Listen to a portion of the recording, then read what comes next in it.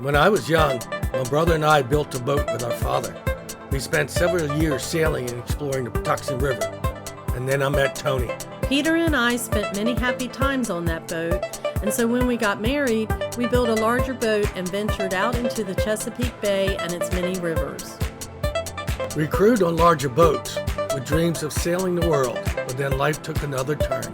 Today, we look forward to retirement with dreams of leaving it all behind. Come join us on our journey to sail the sea. Welcome to episode 8. I believe we're calling this Chartering the Seawind 1260.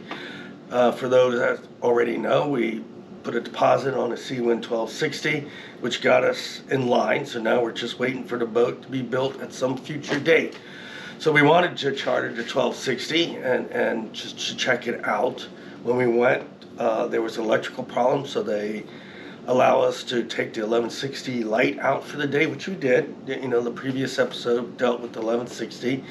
We got back that evening and we had to unload the 1160, move it like 4 or 5 slips down and pack up on the 1260. It was just kind of a pain in the butt, but we did it. We spent the night and then we took the 1260 out.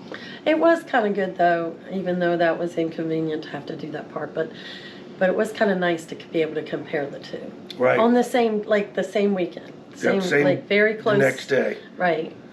Immediately, once I got on the 1260, I noticed right away it's a bigger boat.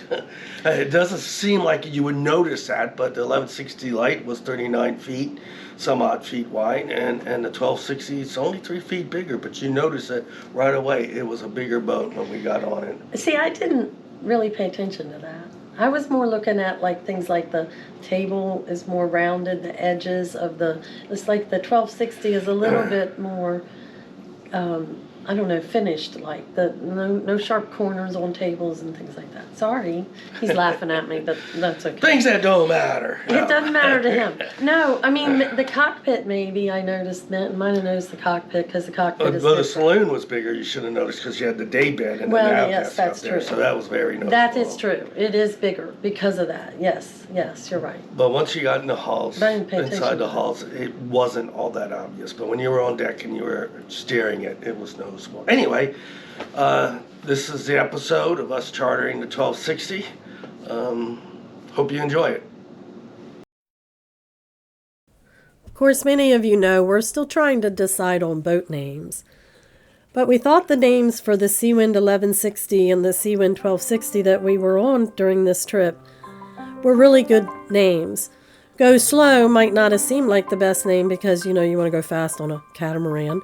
But it actually was telling us to slow down and enjoy the journey. And then the 1260 had the name Godspeed, which is an expression of good wishes to anyone starting a journey, which I thought was the perfect name for a catamaran. I really liked the name. And we did enjoy the trip. It was a good journey.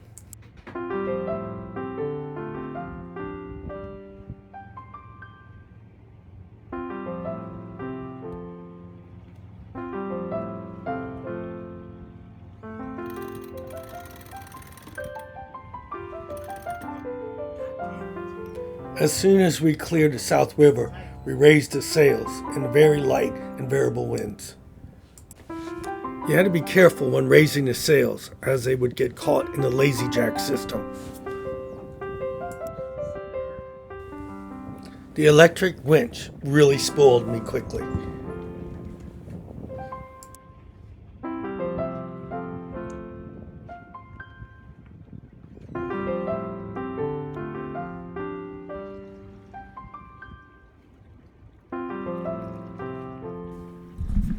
Ghosting, just the sound of the gurgling water between the hulls.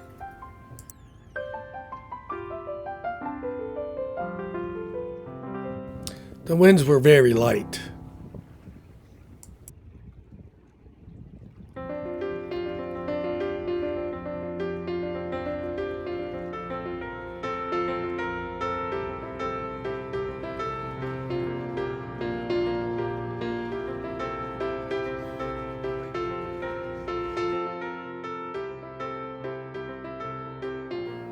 Monica, are you filming the boat?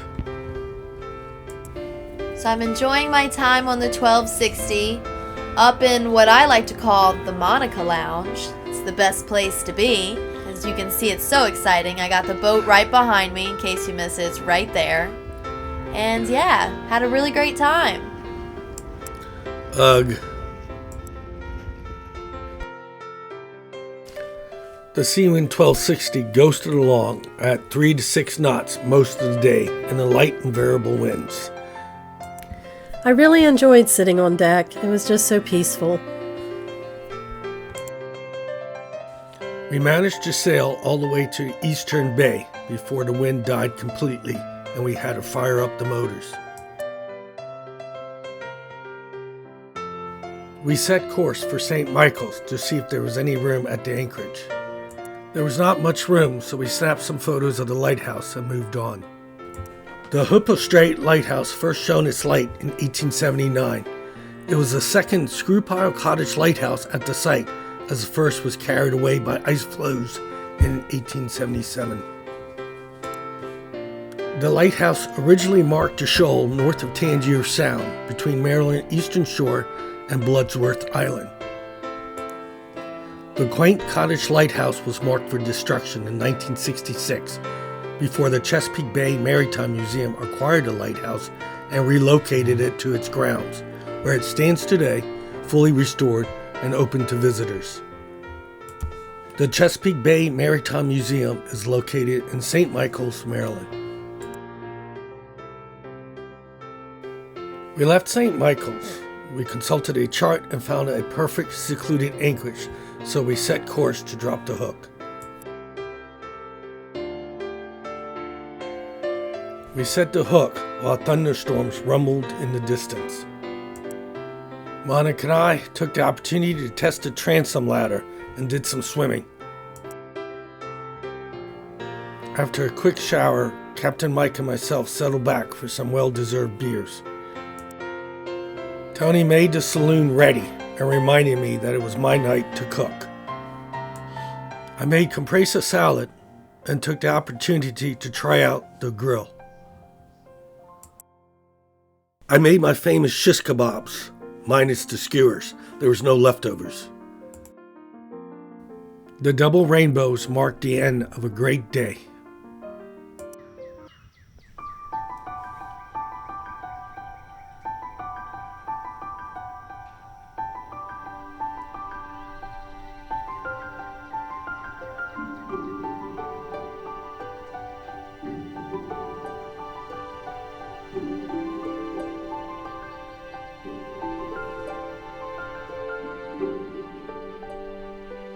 After breakfast and coffee in the cockpit, we weighed anchor and started our second day's journey. There was no puff of wind, so we motored towards Kent Narrows. Kent Narrows is a very narrow passage that separates Kent Island and Maryland's eastern shore. Navigating through the Narrows required going through the old drawbridge and making it under the new Route 50 bridge. The Seawind 1260 airdraft just made it.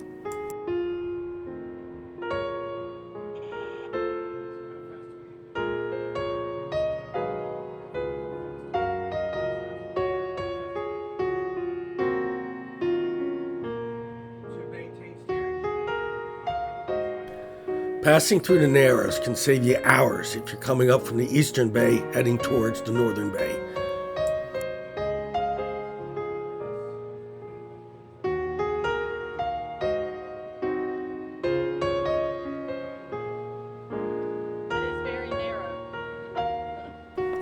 The Seawind 1260 made it through the Narrows with room to spare.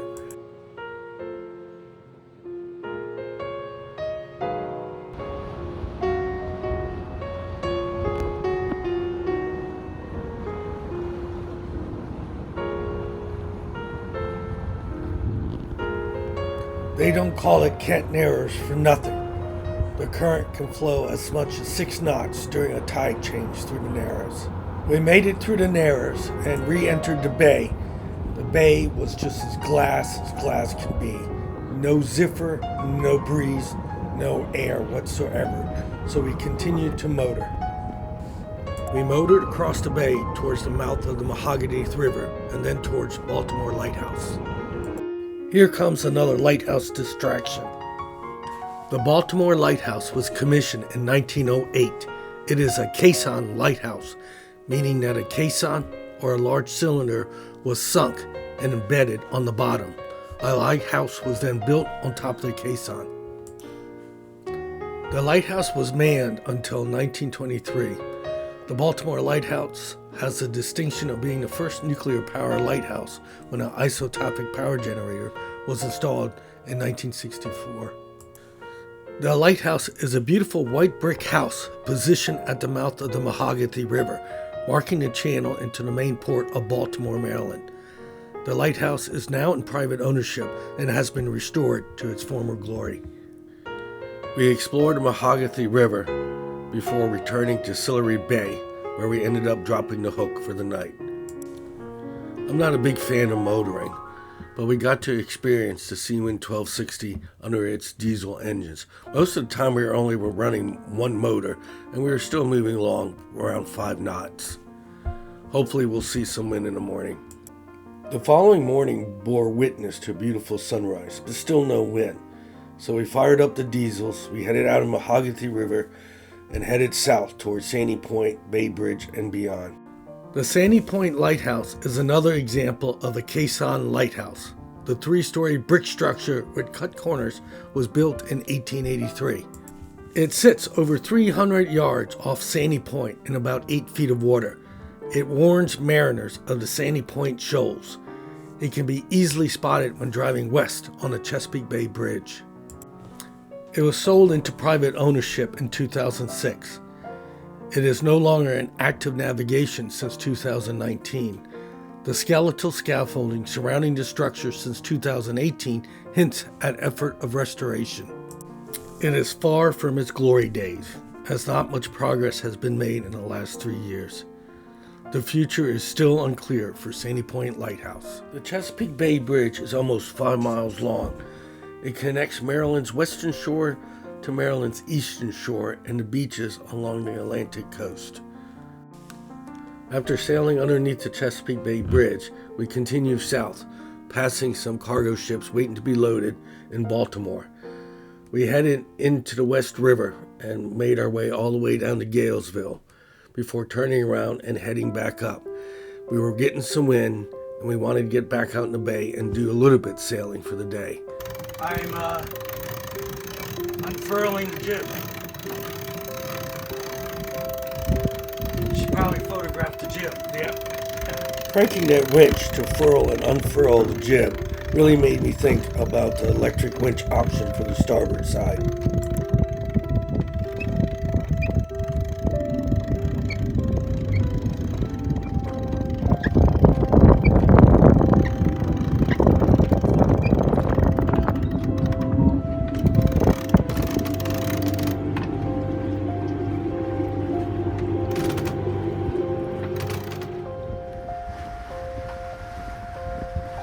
What are you doing? I'm sailing a Seawind 1260 in the Chesapeake Bay in the mouth of the South River. We have 13 knots of wind. We're beating into the wind at 5 knots. All right. Let's take a look around.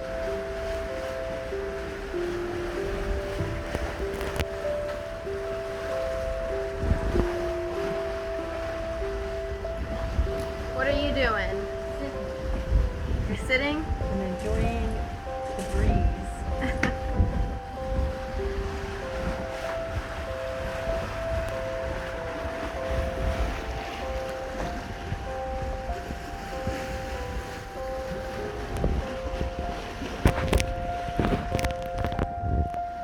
Moving forward and aft on the outer decks was not a problem.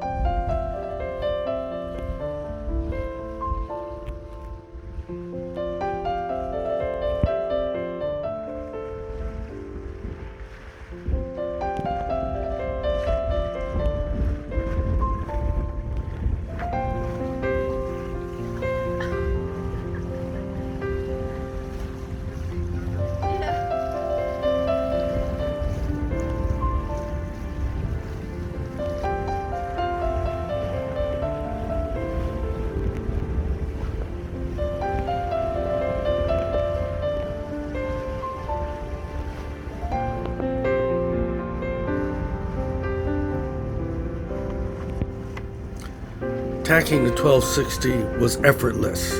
We had a self-tacking jib on our previous trimaran. The self-tacking jib really spoils you quickly.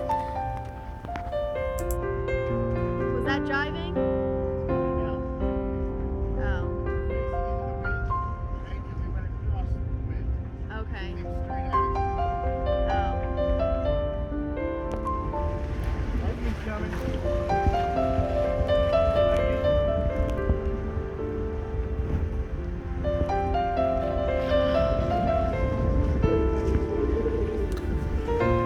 There were pop-up thunderstorms to our west. We kept an eye on them, looking for them to break so we could head back and anchor for the night.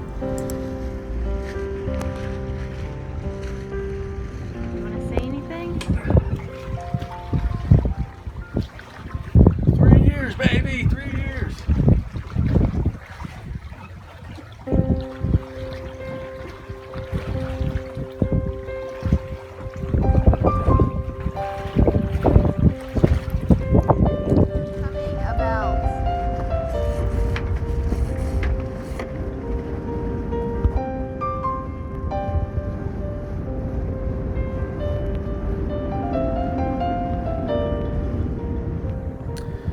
We saw a break in the storms, so we tacked and started heading back.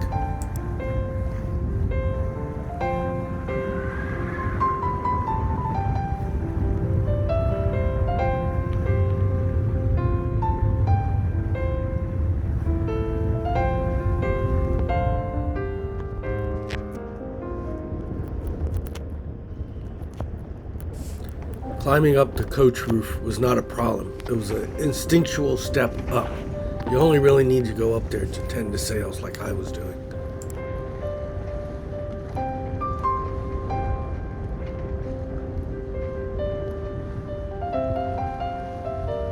We motored in the rain back into the Road River and dropped the anchor for the night.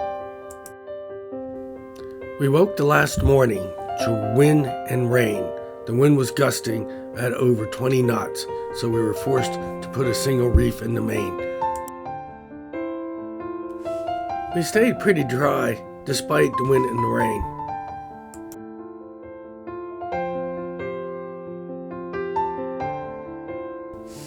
It was an exhilarating sail.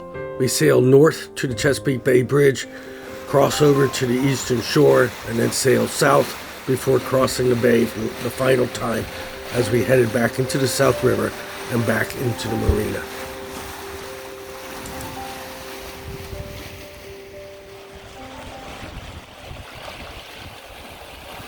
We actually exceeded 9 knots with a single reef. Not too bad.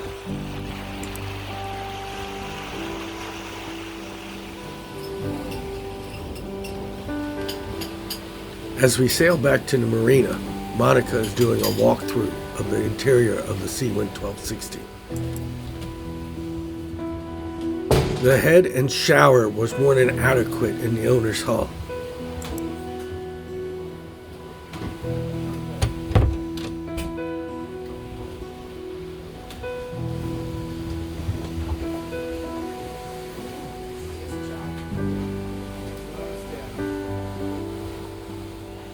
The problem with a charter boat is there's usually no place to store your gear, as all the spaces are filled up by the owner and the charter company.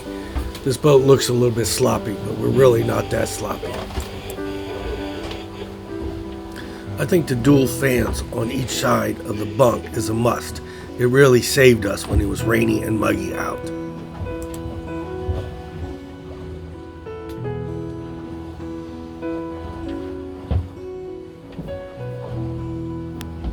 I found the bunks quite comfortable. The upper hatch had the screen option, and leaving that open in the evenings really provided a cool breeze through the bunks.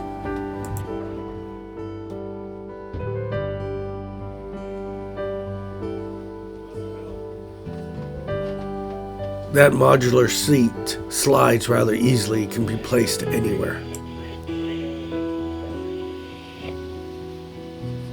The saloon was very spacious, and a nav desk I used quite frequently. That day bed many of us took naps on during the day.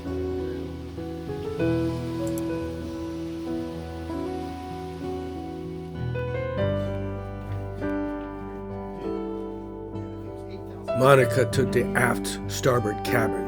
She said it was very comfortable and she liked it very much. These little fans were great. We're definitely going to add them as options.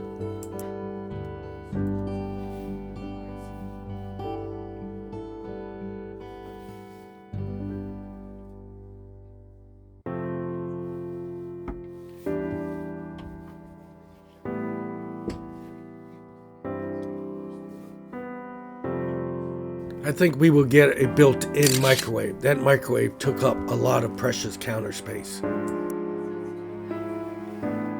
We all took turns preparing various meals in the galley. The galley was great. There was no complaints.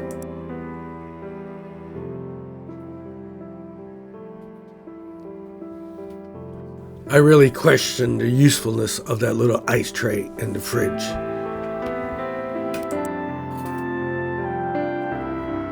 The freezer was large and deep, but we had to play with settings to keep stuff frozen. We still hadn't figured it out.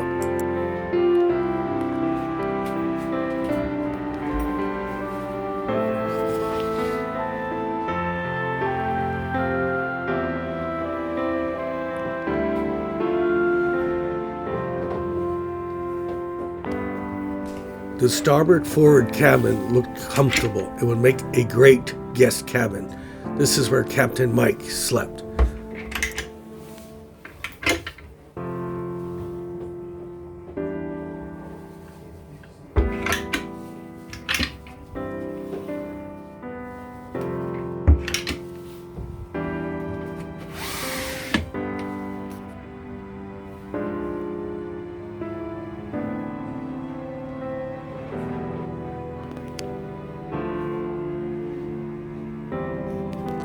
And before we knew it, we had completed our sail for the day.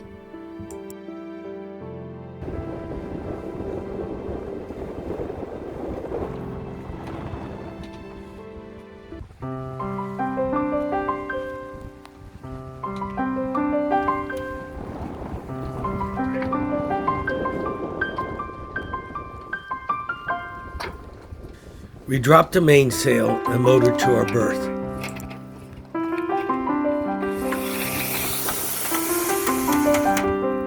I feel very fortunate that the Seawind 1260 handled all the conditions that the Chesapeake Bay threw it at us during our charter. Well, anyway, that was us chartering the 1260. I had a great time. I'm very glad that we did it. We got some typical Chesapeake Bay weather.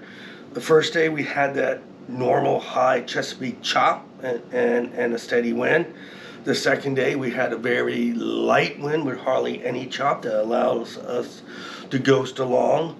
The third day we had absolutely no wind. It was glass on the bay, and I don't like motoring, but we got to experience the motoring the 1260. Most of the time it was only on one engine. We didn't really burn that much fuel, but I don't like motoring. We got to experience thunderstorms, which is typical in Chesapeake Bay on a summer. And then finally we got to experience very windy and rainy weather that forced us to put the first reef in, which was kind of lucky. We were kind of lucky that we got to experience the 1260 in all those conditions rather than one steady condition. So I was very happy with the experience. It was a really nice trip. I enjoyed it. I got to try out the galley. I got to try out the shower, which was nice. It's nice that the owner's side has a separate shower, so it's not the wet head thing going on. That was nice. We tried everything. We tried the swimming ladder. We tried the outside grill, the outside sink. We cooked multiple meals in and out. I think Monica napped every place on that boat imaginable. The shower, the head. I had no problem sleeping on the boat. Of course, I can sleep just about anywhere. So there was no aspects of the boat that we did not like. However, going through the options, we really cleared up some of these options for us by being on that boat 4 or 5 days, whatever it was.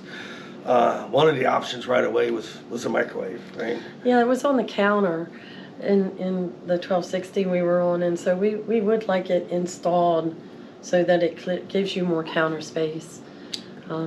Yeah, you know, we need all the preparing counter food and space things. we can get on the I mean, I don't want 1260. to clutter the counter up. I want it to be clear, so we have space to prepare Right. food and stuff. So that option's gonna be a plus. Those little fans, they were great. Originally, we were thinking about one here, one there, but I think that's gonna really change the way we approach those fans. They were Yeah, there very was one- quiet and very, got the air flowing in the rainy weather, so they were great. There was one evening where I was in the galley starting dinner, and we were motoring to a different place to anchor, and I turned that fan on in the galley, and it was really nice. It kept it cool. It was just placed good, and it kept the air flowing. So you wouldn't think that a little tiny fan like that would do much, Yeah. but it really does matter. And in the cabins too, by the beds and stuff. I think it's really important there. And we'll discuss that when we start looking at these options. Maybe the next episode where we'll start looking at the options that we are interested in and start sharing Because those after options. going on the 1260 and then also going to the boat show like we did and seeing some of the things, not on the 1260 but on some of the other Seawinds, it kind of changed our mind about a few things or made us think we might reconsider. There's options we know we're going to have. There's options we want to have. There's options that's just pure deculence, and there's just options we're not sure of yet. So Yeah. we'll start sharing those. I noticed there's people are asking questions. I will do a better job responding to the questions and the comments. I apologize for that. And I think this concludes this episode. If you like what we're doing, if you like what we're sharing our retirement plans, I hope it helps other people's. We want to see other people out there our age in a similar situation, so we can kind of like fleet together and sail the world, right? Yeah. So hopefully we're inspiring folks. It's never too late. Anyway, click the like button, click the bell, thumbs up, whatever. We really appreciate it. Do you have anything else? No. I'm Peter. I'm Tony. And one day we will be sailing no agenda. We're going to name the boat. We haven't decided on the name. You only live twice. That's No. a perfect boat for a cat. It's too long. We're still working on the names. We'll see you next episode. Bye.